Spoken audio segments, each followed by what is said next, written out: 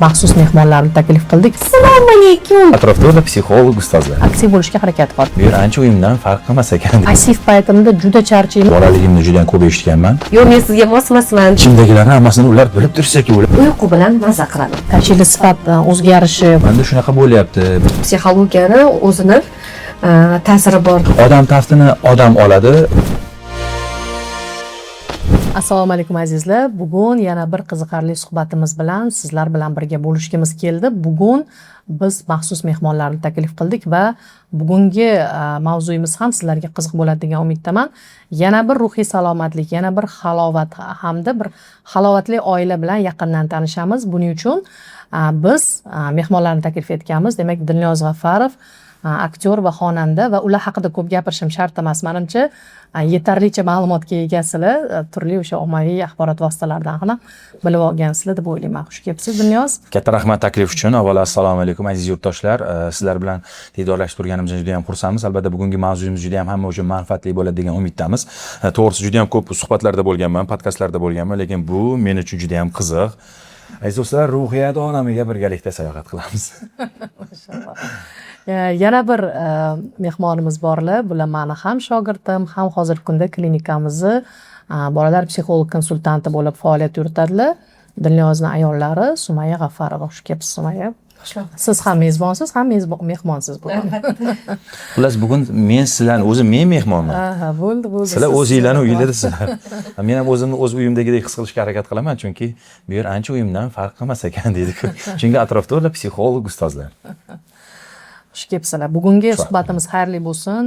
Bugungi kunda mana juda ham ko'p muammolar, deylik hozir hamma sohadagi mutaxassislar mashhurlikka intiladi. Ya'ni u vrach bo'lsin yoki psixolog bo'lsin yoki bir sotsiolog bo'lsin, jamiyatga foydasi tekkan inson borki, mashhur bo'lishga endi ommaviy axborot vositalarida aktiv bo'lishga harakat qiladi. Lekin biz ko'pincha ko'radigan holat shuki, haqiqiy ilm egalari unchalik ham bir mashhurlikka intilmaydi-da.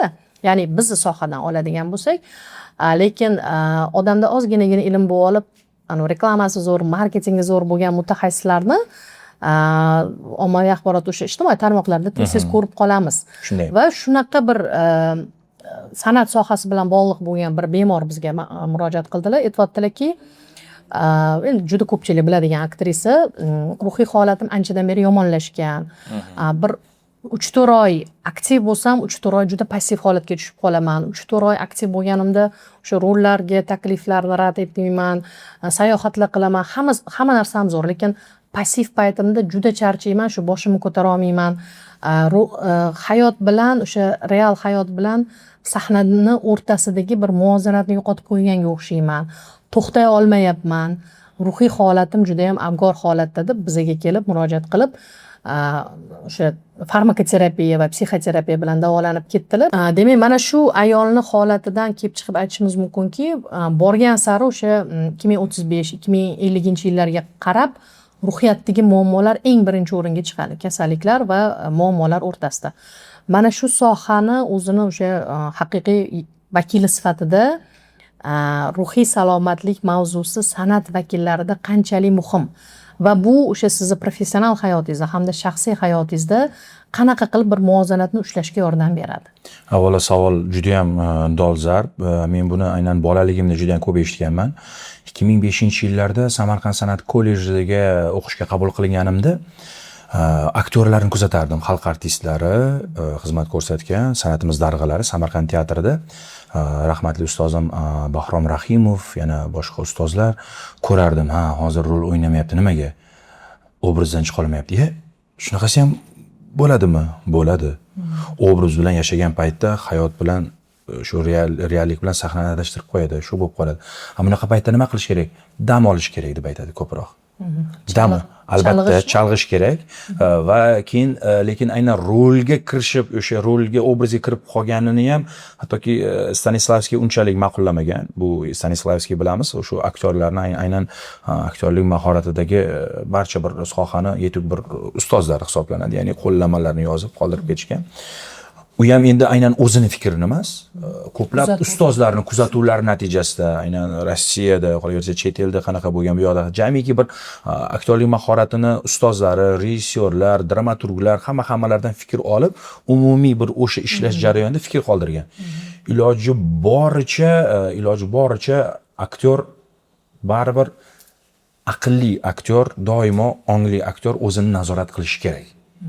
Hissiyotlarga berilib ketmasdan o'zini doimo nazorat qila oladigan aktyor bu eng yaxshi aktyor hisoblanadi. O'sha nazorat qanaqa qilinadi? Mana siz o'zingizdan aytib. Nazorat doimo izlanishda bo'lish kerak, doimo o'qish kerak, doimo izlanib o'qib yoki masalan shunday insonlar bor, kitob o'qib ko'proq bilim oladi. Kimlardir qanaqadir filmlarni ko'rib oladi. Yana kimlardir ko'proq ustozlari bilan bo'ladigan suhbatda bo'ladi. Men asosan ustozlarim bilan bo'ladigan suhbat qanaqadir bir qiziq savol yoki meni qiynagan savol bo'ladigan bo'lsa, kamida so'raydigan 5 ta ustozlarim bor. Aynan shu sohani haqiqiy mutaxassislari. Ularning orasida rejissyor bor, aktyor bor, dramaturg bor, xonanda bor, umuman dublyaj ustalari, hammalari o'z san'atini yetuklari. Menda shunaqa bo'lyapti, mana shu savol qiynayapti yoki men shu obrazdan chiqa olmayapman yoki mana bunaqa holatga tushib qoldim degan vaqtda ular ko'proq maslahat berishadi. Hozirgi kundagi aktyor aktrisalarimizni faoliyatlarini olib boradigan bo'lsak, hayotlarida aynan o'ynayotgan rollarini juda ko'pi bu drama va tragediya bo'lib qoldi. Ko'proq shu novellalar davri keldida hozir va ko'proq aktrisalarimiz o'sha qiynalgan qaynona, qiynalgan ona bu baribir uni ruhiy holatiga ta'sir qiladi. Chunki u yolg'ondan o'ynamaydi-da. Otasi o'lmagan bo'lsa ham otam o'ldi deb o'ynaydi, yurakka ketadi yoki farzandi o'lmagan bo'lsa ham farzandim vafot etdi deb shu holatga kirib, u ruhiy holatdan keyin chiqish biroz qiyinroq bo'ladi. Tasavvur qiling, komediya emas, faqat shunaqa ampluadagi rollar. Faqat oxirgi paytda. Va eng ko'p hozir tushadigan yuklar asosan shu yoshi katta aktrisalarimizga tushyapti. Yoshlarimiz unaqa masalan psixologik holatda yoki unaqa yuki bor rollarni u darajada o'ynashmayapti. Yigitlarimizni ham ko'radigan bo'lsak, oyisi urishadigan, bir latta yer xotini bilan urushib qolgan, boring pul topib keling, yana o'sha muammo. Xullas ularniki ko'proq jabrlangan, bir imkon topa olmaydigan shunaqa, lekin ularda aktrisalarimiz yosh kattalarda biroz vaziyat boshqacharoq. Shuning uchun ular bu holatdan chiqa olishmayapti. Ya'ni hayotda ularni xursand qiladigan narsalari kamroq. Faqat ular texnik, ya'ni buyurtma asosida, masalan, agar ularni o'ziga buyurtma kelmasa yoki qaysidir bir rol kelmasa, ularni depression holati boshlanadi. O'sha boya aytib o'tganingizdek. Qarang, men bitta savol berdim, shuncha ma'lumot berdingiz. Juda ham yaxshi. Mana biz nazorat deganda, mana siz nazorat deganda ko'proq tajribalarni aytyapsiz-da. Albatta. Ya'ni bu bizda o'sha miyada prefrontal korteks degan qism bor. U bizni o'zimizni nazorat qilishimizga yordam beradi. Agar siz aytganingizdek, mana yosh katta aktrisa aytdingiz-ku, ularda faqat o'sha limbik tizim, ya'ni doim emotsiya bo'lsa, emotsiyalar bitta nimadan, deylik, rangdan ikkinchisiga o'tishi qiyinlashib qoladi-da. Shunaqa. Nazorat susayadi. Siz aytayotgan nazorat haqiqatdan tajribadan olganingiz uchun o'sha sizni ramkada ushlab turishga va holatingizni hissiyotdan tez aqlni ishlatib o'tishingizga yordam beradi. Shunday. Demak, bu qanaqa xulosaga olib keladi? Shu san'at soha vakillari o'zini intellektual faoliyatini aktivlashtirish kerak. Shunday. Ustozlar bilan yoki o'zi mustaqil holatda ma'lumotlarni ko'p olish kerak. Ya'ni shunchaki rol o'ynash emas-da bu yerda. Chunki aktyor deganda gapingiz bo'ldim, doimo izlanuvchan. Aktyor deganda, san'at deganda harakat degan o'zi. Izlanuvchan va 3 ta nuqta. Akt degani o'zi harakat qiluvchi degan aktyor. Doimo. Action. Doimo ular harakatda, doimo o'sha bu narsa bizga aytilgan beshikdan to qabrgacha ilm izlangiz deydi-ku. Chunki aktyor doimo izlanmasa, mana bu emotsiyalarning olamida qolib ketadi. Ayniqsa biz amplualarni bilamiz, tragik aktyor yoki dramatik aktyor yoki bu komediya janrida ko'proq o'ynaydi. Aslida ular hamma rolda o'ynaydi. Hamma rolda o'ynaydi, lekin iloji boricha o'zini qiynaysiz. Masalan, men ham hamma rolni ijro eta olaman, lekin aynan bir xillikdan qochaman doim. Chunki bu masalan yomon qanaqadir video bo'ladi-ku, yomon holatlar yoki bir oddiy bir kayfiyatni tushiradigan videolarni ham iloji boricha ko'rmayman. Chunki xohlamasa ong ostida qolib ketadi. Qaysidir bir xursand bo'ladigan joyda miya qaysidir bir ma'lumotni shunday berib qo'yadi-ku, u ketdi. Baribir aktyor zotidek emotsional va tez holatga kirishuvchan, o'zini dardi bo'lmasa ham o'zga inson dardini eshitib yig'laydigan bu bizani toifadagi insonlar bo'ladi. Shuning uchun bular chegaralanib, bular himoyalanmasa, bilingki bu nafaqat o'ziga, balki oilasiga va ayniqsa farzandlari bilan o'rtasidagi munosabatga ham ta'sir qiladi. Shu joyda bir narsani aytib ketdingiz, ong ostiga buni ozgina to'g'rilab ketay. Mana neyronlar darajasida bo'ladi. Ya'ni biz qanaqa holatda bo'lsak, bizning neyronimiz holati yonimizdagi insonni miyasini va ruhiy holatiga ta'sir qiladi. Demak, siz ko'proq shu rolda bo'lsangiz, miyangizni holati uyda ham davom etishi mumkin degan. Ya'ni biz ani ong osti haqidagi miflarni yo'qqa chiqarib yuboramizda. Chunki bizda ko'proq ilmiy suhbat. Shunday. Shuning uchun joyi kelganda shuni ham aytib ketishni nima qildim va mana qarang, rollaringiz real o'sha sizni professional hayotingizda davom etadi. Uyingizga kelganingizda soha vakili bo'lgan ayolingiz bilan bir suhbatlar bo'lganda yoki oilaviy munosabatlarda, farzand tarbiyasida qanaqa endi munosabatinglar? Chunki bu hammaga qiziq bo'lsa kerak. Birinchidan psixolog bilan yashash, ikkinchidan aktyor bilan yashash va Sumaya nafaqat psixolog, balki rejissyor ham, pedagog rejissyor hamla. Ya'ni bu sohani qanaqa birlashtirish oson bo'lmadimi? Bugungi kunda o'sha bizadan oldingi o'sha o'zingizni birinchi o'sha oliy ma'lumotingiz bilan bu sohangizni qanchalik bir-biriga integratsiya qila oldingiz va bu ilmlar siz bilan xo'jayiningiz o'rtasida, farzandlaringiz o'rtasida, mendan olgan bilimlaringizni desam ham, bizni klinikada, bizni markazimizda olgan bilimlaringiz qanchalik yordam beryapti va qayerda qiyinchilik bor, qayerda oson, shu joylariga to'xtalib o'tsangiz. Umuman olganda, o'zi pedagogika, rejissura, san'at, psixologiya o'zi hamma ilmda bir-birini to'ldiradi. Hamma ilm bir-birini to'ldirgandek, aynan pedagogika, psixologiya va san'at yo'nalishi ham bir-birini to'ldiradi. Sababiki biz o'sha san'at institutida o'qib yurgan paytimizda rejissyor bu birinchi navbatda pedagog deyilgan, ikkinchi navbatda bu boshqaruvchi va tarbiyalovchi deb o'rgatishadi ustozlarimiz. Va menda ko'proq pedagoglik sohasi bo'lganligi uchun o'sha bo'lajak aktyorlarni yoki o'zimni atrofimdagi tengdoshlarim, kursdoshlarimni ularni sahnadagi rolidan ko'ra ularni o'sha roliga bo'layotgan munosabati, ularni oliy maqsadi va tomoshabinga nima bera olishi menga har doim qiziq bo'lardi va shu tomonlama kuzatuvchalik kuchli bo'lardi va bu soha bilan birgalikda orada baribir turmushdan keyin farzand tarbiyasi boshlandi va qarangki, baribir bilimlar charxlanishga ehtiyoj sezildi va aynan bu tomonlama psixologiyani o'zini ta'siri bor deb o'ylab, ayniqsa qadriyatlarga moslashganligi muhim hisoblandi. Chunki hozir ko'ryapmiz, san'atkorlar, ya'ni qo'sh tirnoq ichidagi san'atkorlar ko'payib ketgan yoki bo'lmasa qo'sh tirnoq ichidagi psixologlar ko'payib ketgan. Shu joyda oltin o'rtalikni topib olish eng muhim masalaga chiqib qoldi. Va mana shu jihatdan ham eng birinchi navbatda ayol kishi, ya'ni qadriyatlarimizga asoslangan holatda eng birinchi navbatda oilamga nima bera olaman degan oliy maqsadda bo'lishi kerak ayol kishi o'zini pozitsiyasida. Shu joyda savol berib ketay, Sumaya, mana biz ayolning rollari haqida ko'p gapiramiz va shogirdlarimga ham ko'p aytaman-da, ya'ni ayolni o'sha yuqoridan pastga qaragan rollari bor. O'sha rollar haqida ham ozgina aytib keting. Ya'ni har doim ta'kidlaganimiz, onalikdan ham muhim bo'lgan rol bor, ya'ni rafiqalik masalan. Chunki juda ko'p kelishadi-da, masalan aytishadiki, men bolalarimni bu erim bilan tarbiya qila olmayman, men erim bilan ajrashaman. Savolda siz onalikni o'ylayapsiz, lekin rafiqalik bir undan oldin turadi, onalikdan oldin turadi. Shularga ham to'xtalib o'tsangiz, siz albatta. Chunki mana ustoz o'zingiz ham aytasiz, psixolog mutaxassis o'zini shaxsiyati bilan ta'sir qiladi. Chunki biz o'zimizning shaxsiyatimiz qanchalik tarbiyalangan, bu bemorga ta'sir qilish niyatida emas. Avvalo biz o'zimiz tarbiyalangan bo'lsak, ana undan keyin biz bemorga o'z-o'zidan ta'sirimiz bo'ladi-da. Ya'ni neyronlarda. Sizning neyronlaringiz uni bemorning neyronlari sizga moslashadi. Xuddi shunday.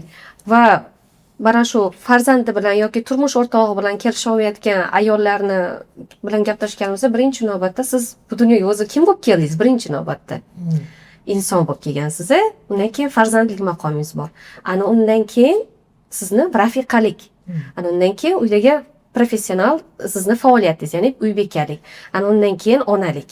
Sizni onalikkacha bo'lgan qancha jarayonlaringiz bor? Keling, o'sha avval shu bo'yicha suhbatlashib olsak desak, ana undan keyin ayollarda to'xtalish bo'ladida, o'ylab qoladi, to'xta, men o'zi avval onamanmi, qayerda muammo deb o'ylab qolishadi. Shuning uchun ham avvalo bizni sohada, nafaqat bizni sohada, boshqa soha vakillari ham birinchi navbatda mayli u qaysi sohada bo'lishidan qat'iy nazar, san'at sohasida bo'ladimi yoki shifokorlik, boshqa sohada bo'lishidan qat'iy nazar, birinchi navbatda men shu qilayotgan ishim orqali oilamga qanday yordam bera olaman.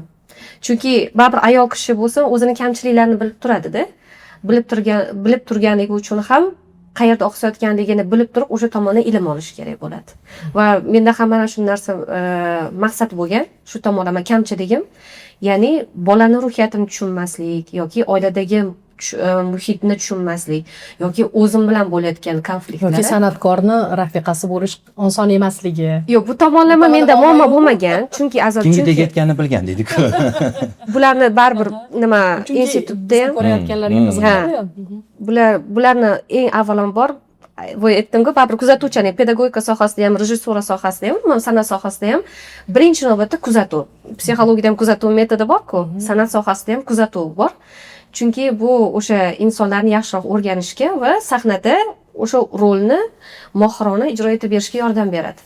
Va shu mobaynida xo'jayinimlarni institut doirasida bular har doim o'zlarini ustida ishlaydigan, mustaqil va o'zlarini ishlarini ustasi bo'lganliklari baribir diqqatimni tortgan. Chunki shuncha biz san'atkor shunaqa nimalar bo'ladi, magistrlar bo'ladi-da. Ular kimlargadir yozdirib yuradi-da ilmiy ishini, lekin bular o'zlari shuncha nimalari bo'lsa ham mashhur, baribir o'sha paytda ham mashhur nima vaqtlari bo'lgan. Lekin o'sha paytda ham o'zlarini ilmiy ishlarini o'zlari yozganlar. Yordam berganlar bo'lgan, baribir ustozlar. Yo'q, ustozlar kasini, skeletini siz qilgansiz asosiy. Shu joyda men ham eslab ketay, men esimda sizga ham aytganman bu haqda. Menimcha 2016-2015 yillar edi. My 5dami, Sevimlidami ishlardingiz? Yo'q, Milliyda, MTVda. Ha. 2016 Toshkent vokzali orqasida edi. Shunday. Suhbatga bordim, men o'yladim, endi chunki undan oldin ham suhbatlarda qatnashib yurgan, bir endi yuzaki suhbat bo'ladi desam, siz borsiz. Hech ham yuzaki bo'lmagan. Keyin men aytganman, bor ekan, shunaqa fikrlaydigan, o'zini ustida ishlaydigan, ko'rsatuvdan maza qilganman-da, lekin ungacha ham ko'rsatuvlarga borardim. Men shunchaki bir informatsiya berib kelardim, suhbatdan maza qilmasdim. Shu joyda sizning gapingizga qo'shilaman, ya'ni nima yozayotganlarini bilib yozgan bo'lishlari ajab emas demoqchiman. Shunday. Undan tashqari keyin kelin bo'lib tushdim. Va bular Samarqandda ham uyimiz bor va o'zimizda ham o'sha xonadonimizda juda ham ko'p kitoblar bor-da. Hozirgacha qo'lyozmalar, har doim o'zlarini ustida ishlaydi. Mana shu narsa bildimki, to'xta, meni mana shu kamchiligim bor ekan mana bu tomondan. Men o'zimning ustimda bu insonchalik ishlamas ekanman. Va shu mana shu ta'sirda ham bo'lgan, men bu odamga mosmasman degan nimalar ham bo'lganda, fikrlar ham ko'p bo'lgan.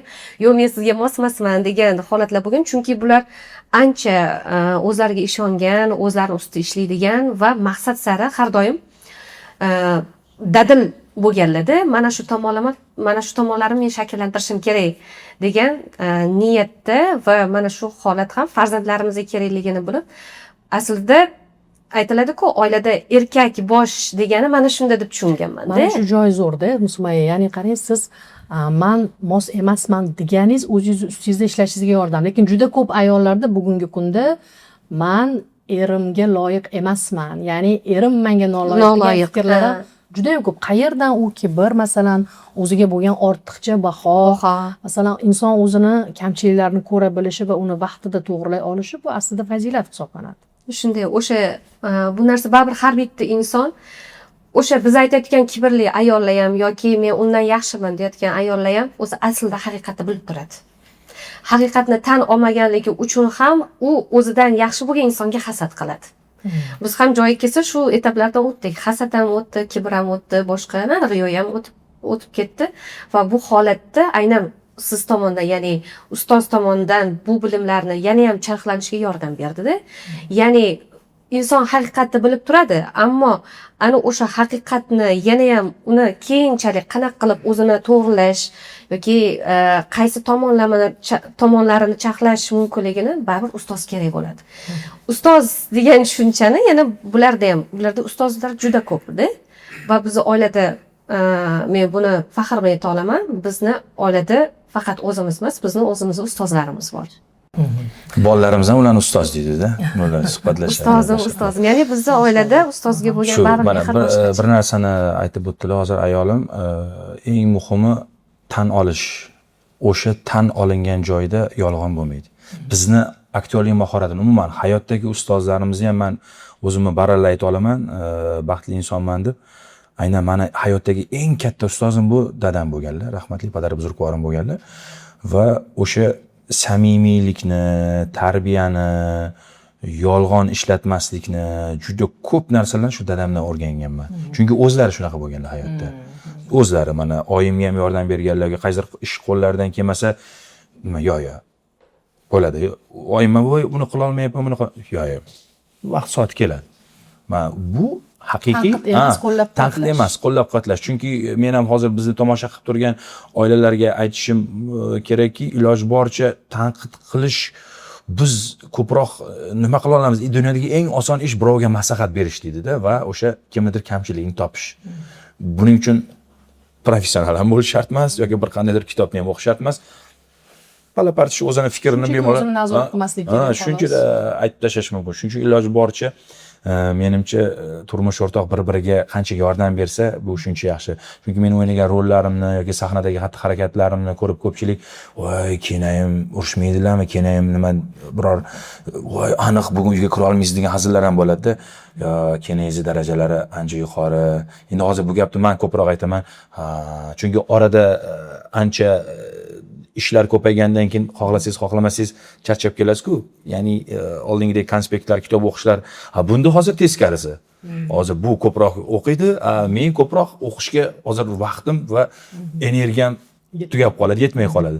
Shuning uchun ham bir-birini to'ldirish degani menimcha shu joyda bo'ladi. Hammada bir o'zi shunaqa bir vaziyat bo'ladi. Bir kitoblarga berilib, yozib ularga maza qilib cho'miladi yoki bir filmlardan maza qiladigan bo'lib qoladi yoki bir kelib faqat uyqudan. Masalan, san'atkor, ijodkor eng yoqadigan hozirgi kunda xohlaydigani shu tinch joy bo'lsa, bir so'lim tabiat bo'lsa, biror bo'lsa shu tinch o'tirsa, hech kim savol bermasa, o'zi bilan o'zi suhbat qilsa. Masalan, men ko'proq shunaqa qilaman. Yolg'iz qolib musiqa qo'yib, ayniqsa kechqurunlari yoki yolg'iz bir suhbatdosh bilan suhbatlashib o'tirishni yaxshi ko'raman, masalan, meni bu xarakterimda. Shuning uchun ichimdagilarni hammasini ular bilib tursa-ki, ular bu ishni mutaxassisi qanaqa bo'lar ekan dedim. Shu hayajon baribir bo'ladi, to'g'risi. Xo'p, bo'ladi. Endi umuman olganda baribir aytdim-ku, bu kuzatuvchanlik yoki baribir nafaqat turmush o'rtoq sifatida, balki baribir shu soha vakili sifatida aytmoqchi bo'lganim, san'atkorlarni ham ikki turga ajratdik-da. Ya'ni faqat siz aytganing o'sha organik, ya'ni haqiqiy o'zini sohasini mutaxassislari, ya'ni ular o'zini sevish emas, o'zidagi ijodni qadrlash kerakligi haqida aytib o'tdingiz. Ana shunaqa tipdagi san'atkorlar va olqishni yaxshi ko'radigan san'atkorlar haqida. Va endi shu o'rinda qoladiki, yaqinda bizga psixolog o'rtog'im tashlab berdilar. Men siqilgan paytda onasining oldiga chopadiganlardan emasman. Otasining yelkasiga og'irligini tashlaydiganlardan ham emasman. Yer torlik qilib qolganda do'stlarini yo'qlaydiganlardan ham emasman. Dardini to'kib sochish san'atini ham egallamaganman. Ba'zida og'riqlarimni mahorat bilan niqob ostiga berkitaman. Ruhiy charchoq holatini sezsam, uyqu bilan maza qilaman. Lekin dunyodan qochish uchun emas, bu shunchaki o'zimdan qochish uchun. Buni aynan bitta aktrisa qizimiz tomonidan ijro etilgan va sizning bu misralarga munosabatingizni ozgina ham o'sha o'zingizni soha vakili sifatida ham oddiy inson sifatida qarashlaringizni bu yerda aytilgan, endi u yerda ko'proq yozilgani o'zini emotsiyalarini, o'zini ichidagi his-hayajonlarini, hissiyotlarini birovga ko'rsatishga qo'rqadigan insonni gapi bu. Eshitganim bo'yicha. Chunki men unaqa emasman. Men shaxsan o'zimdan misol qilib aytadigan bo'lsam, masalan, men dardim bemalol ayolimga aytib olaman yoki oyimga ham, rahmatli dadam bilan ham ko'p gaplashib olardim. Men iloji boricha odam taftini odam oladi va bunaqa holatda inson o'ziga o'zi yutqazib qo'yishi mumkin va qandaydir bir ko'ngilsizlik holat ro'y berishi mumkin. Chunki hammamiz insonmiz, hammamiz adashuvchamiz va hammamiz bu dunyoga boylikka to'yishi mumkin, ilmga to'yishi mumkin, lekin mehr muhabbatga hech bir inson to'ymaydi. Ana o'sha joyda eng muhimi mehr muhabbat bilan e'tibor olishni farqi nimada va ko'pchilik san'atkorlarni orasida shunday bir-biriga qo'llab-quvvatlovchi so'zlar aytiladiki, ya'ni xalqim seni san'atkor deb tan olsin, xalqim seni olqishlasin, sevimlisi bo'lib yurgin degan duo, buni ko'proq duo niyatdan bildirishadi. Aynan bu duolar ko'proq, xo'p siz aytgan duo, yaxshi niyatlar ko'proq san'atkorlarning orasida bo'ladi. Lekin boshqa soha vakillarida bu odamlarning koriga yaragin degan ma'noda aytiladi. Lekin aynan san'at sohasida vakillarga nisbatan xalqim seni olqishlasin, xalqini e'tiboridan qolmagin degan o'ziga nima kerakli bo'ladigan ehtiyojini o'sha o'zini o'ziga o'xshagan soha vakiliga nisbatan izhor etadi-da. Ya'ni aytmoqchisizki, xalqni olqishdan qolib ketish bu san'atkor uchun nima demoqchimisiz? Chunki o'sha aytmoqchi bo'lganim va ko'pgina so'z ustalari tomonidan ham eshitganimda, bu nimani tahlil qilganimda, mashhurlik kelmagan paytda biz ham bir kun to'xtab tur, hali biz ham bir kun shunday mashhur bo'lamiz. Mana shu uni masalan u niyat, bu narsa haqida juda ham ko'p gaplashganmiz. Niyatingizni to'g'rilang deydi, lekin aslida boradigan manzil o'sha. Lekin niyat o'zgacha. Masalan, ko'rsatib qo'yaman. Niyat yoki nasib bo'lsa Alloh yuzimni yorug' qilsin, yana bir ilhom, fayzi bir ilohiy bersinki, bir chiroyli bir ijod namunalarim bilan yana bir xalq mehrini qozonay degan niyat ham o'sha manzilga olib boradi. Bu manzil ham o'sha nimaga olib boradi. Shu bizda masalan hozirgi kunda to'g'ri ko'pchilik alamzadalik bilan yoki o'sha hasad orqali yoki bir ko'rsatib qo'yaman degan bir nima bilan bo'lishi mumkin. Lekin iloji boricha yaxshi niyat bilan qilinsa, sizni fikringizni tushundim, hurmatli boshlovchi. Yaxshi niyat bilan qilinsa, ancha maqsadga muvofiq bo'ladi. Chunki baribir to'g'ri bu tomonlama yana bu savolingizga aylanib o'rgilib yana javobim o'sha. Ustozlar qancha ustoz ko'rgan shogird, ustoz ko'rgan o'z kasbini mutaxassisi baribir o'zgacha bo'ladi. Ustoz ko'rmagan har maqomga yo'rg'aladi va o'sha vaziyatdan ham chiqib keta olmaydi. Olqishlar san'atkor uchun qanchalik muhim? Olqishlarmi? Agar masalan men aytaman, olqishlar bu doim bir narsani beradi. Agar siz rostdan san'atingiz bo'lsa, olqishlar baribir ijodkorga yoqadi. O'shani so'rayman, nimaga kerak? Yo'q, Olqishlar bo'lmasa, san'atkor qanaqa, ruhiy holat qanaqa o'zgarishi mumkin? Chunki biz mana hozir endi nazariy jihatdan qaraydigan bo'lsak, u doim diqqat e'tiborda bo'lish, doim ehtiyoj, bu narsa muhim va bu doim mana o'sha dopaminni qulligiga olib keladi-da. Ya'ni agar bu narsa to'xtaydigan bo'lsa, u san'atkor yoki boshqa narsaga o'zini nima bilandir band qilish kerak yoki depressiyaga tushib kayfiyati bo'lmay uyda. Yo'q, masalan menda unaqa emas. Shaxsan tomoshabinlarning olqishi doimo kerak va lekin buning uchun avvalo loyiq bo'lish kerak. Men ko'proq loyiqligiga ijod qilaman. Ya'ni nima? Yangi so'zlar yodlayman, yangi qo'shiqlar yodlayman. Ya'ni o'sha yerdagi ustimda ishlayman. Agar ustimda ishlamasdan turib, men agar olqish xohlab nimaga olqish bo'lmadi deb depressiyaga tushadigan bo'lsam, bu noto'g'ri. Ya'ni men harakatlarimga yarasha doimo e'tirof va e'tibor xohlayman, iloji boricha. Endi bu xohlashim qanaqa? Berishsin degan ma'noda emas. Bersa yaxshi, bermasa demak yana ishlashim kerak. Chunki bizda pozitsiya shunaqa.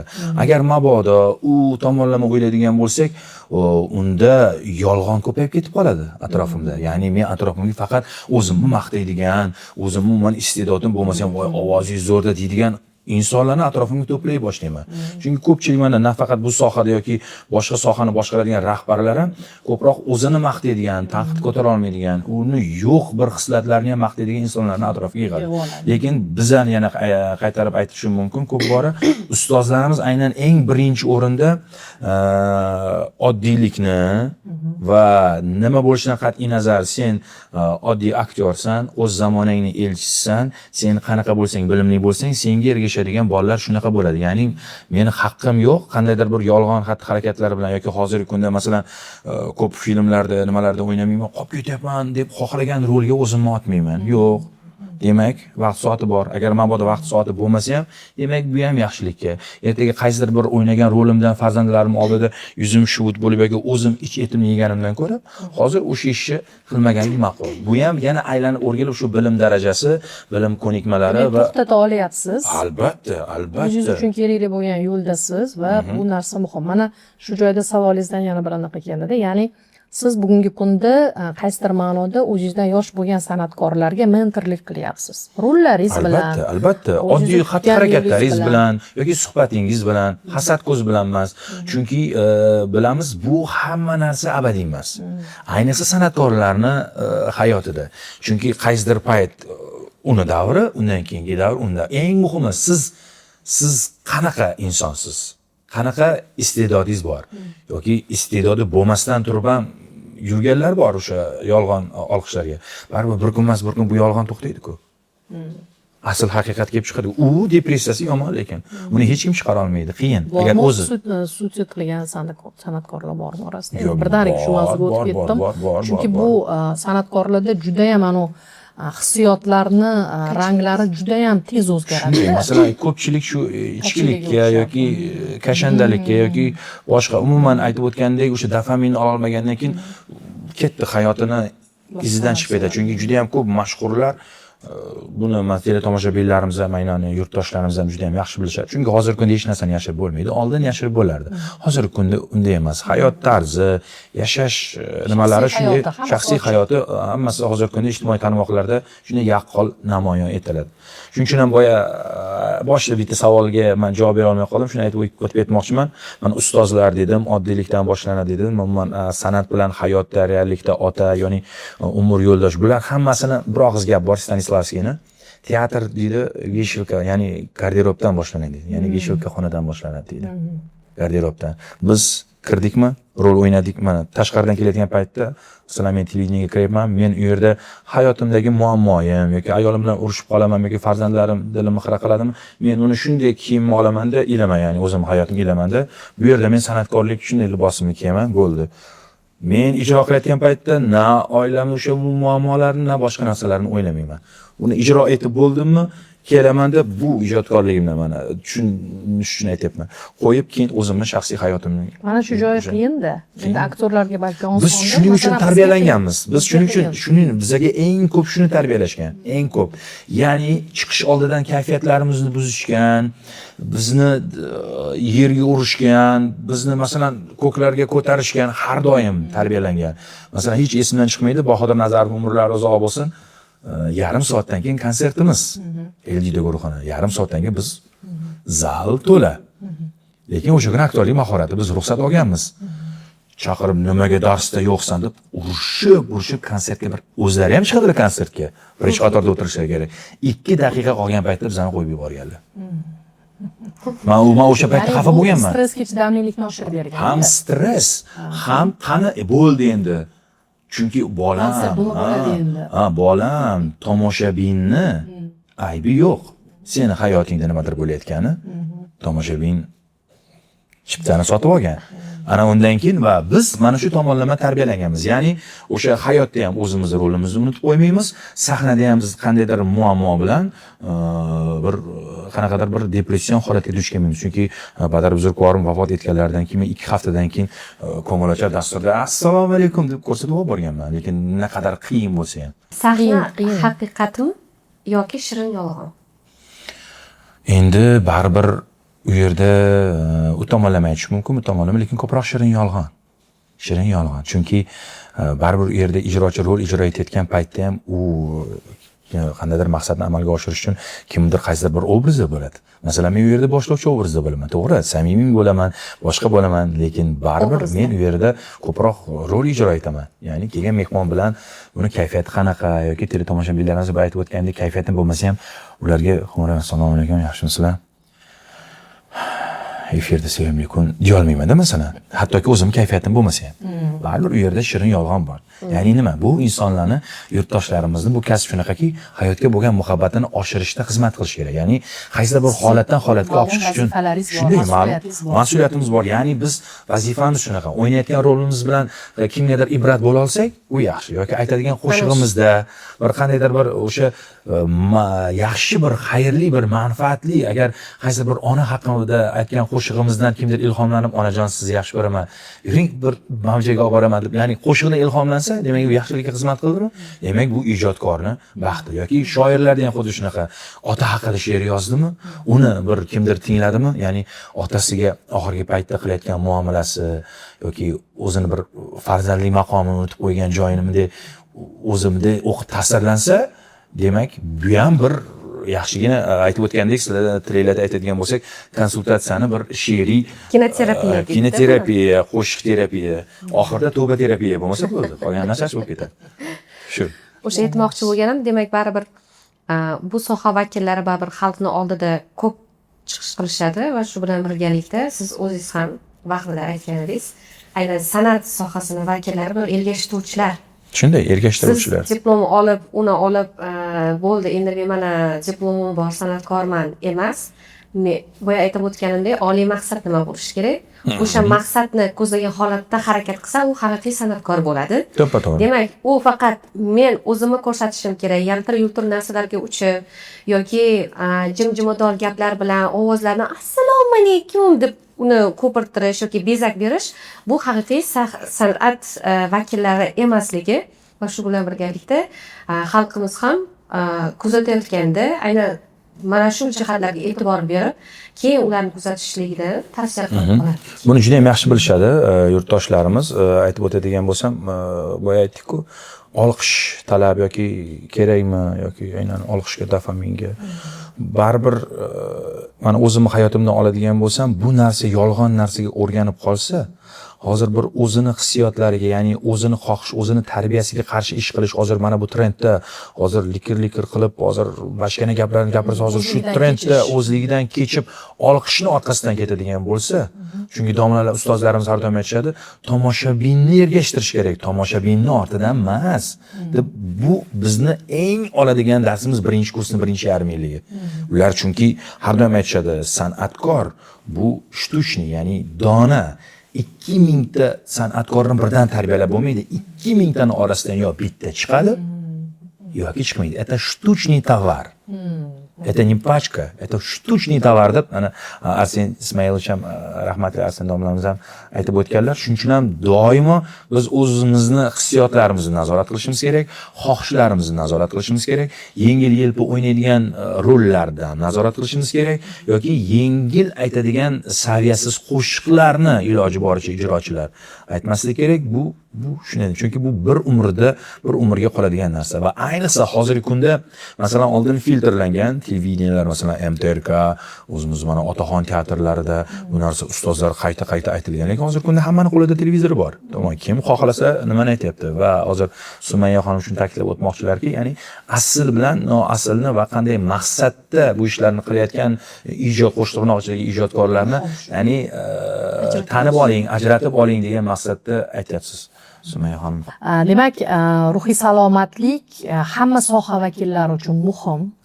Va ayniqsa sizni sohangizda ham o'sha bitta roldan ikkinchi rolga tez o'tish, hissiyotlarni tez o'sha kacheli sifat o'zgarishi va eng muhimi muvozanatni saqlab olish, ya'ni professional hayot bilan shaxsiy hayotni, oilaviy hayotni, ota roli, turmush o'rtoq rolini bir maromda ushlab olish qanchalik muhimligini va agar san'at soha vakillari o'rtasida ham ruhiy salomatligiga putur yetadigan insonlar bo'lsa, aytganingizdek muvaffaqiyatga erishmasligi mumkin yoki boya suhbatimizni boshida misol keltirilganidek o'zini yo'qotib qo'yishi, to'xtay olmasligi, emotsional yonib ketishi, depressiyaga tushishi, bipolyar buzilishlar bo'lishi yoki eng achinarlisi o'sha suitsid holati, ya'ni men endi hech kimga kerak emasman degan bir holatdan chiqib keta olmaslik. O'sha endi chet el statistikalardan ko'rdim, buni juda yuqori u yoqda. Endi bizda ochiq statistikalar yo'q, menda o'shaning uchun qo'limda aniq ma'lumot yo'q. san'atkorlarni va san'at soha vakillari va ularni oilalaridagi ruhiy balans va muvozanat hamda ruhiy salomatlikni saqlash haqida gaplashdik va o'ylaymanki bugungi suhbatimiz ham sizlarga foydali bo'ldi. Bugungi mehmonlarimizga yana qanday savollaringiz bor bo'lsa, albatta izohlarda qoldiring. Biz imkon qadar vaqt topib javob berishga harakat qilamiz. Sizlarga esa rahmat aytaman bugungi tashrifingiz uchun. Rahmat, e'tibor uchun tashakkur. Avvalo taklif uchun katta rahmat. To'g'risi juda ham maza qildim. O'zi sizlarni doimo kuzatib boraman. Masalan, men undan ham ko'p so'rayman ayolimdan, siz sotib olgan darsni eshityapman, ish qilib, bu halol bo'ladi. Ha, bitta oilamiz-ku, biz to'ladik-ku, bo'ldi. Chunki baribir omonat deb beriladi-ku bu darslar. Ko'proq bu har bir insonga, ayniqsa oilali insonlarga bu juda ham foydali, chunki turmush o'rtoqlarini bir-birini qo'llab-quvvatlashi bu nafaqat san'atkor, har bir kasbda kerak. Baribir erkak kishining degani bilan u ham xohlaydi yonida shu turmush o'rtog'i, farzandlari, ota-onasi kelib qandaydir bir iliq fikrlarni eshitgandan keyin u erkak shunaqangi bir kuchliga aylanadiki, baribir menga kerak emas deydi, lekin aslida o'sha ichida menga kerak degan joylari bo'ladi. Shunday ekan aziz do'stlar, hech qachon uyalmang va doimo bu hayot juda ham qisqa ekanda, to'g'risi. Bu hayot qisqa, hayotingizga doimo mazmunli yashay bilish tilab qolamiz. Va eng muhimi ruhiy halovat bilan. To'ppa to'g'ri.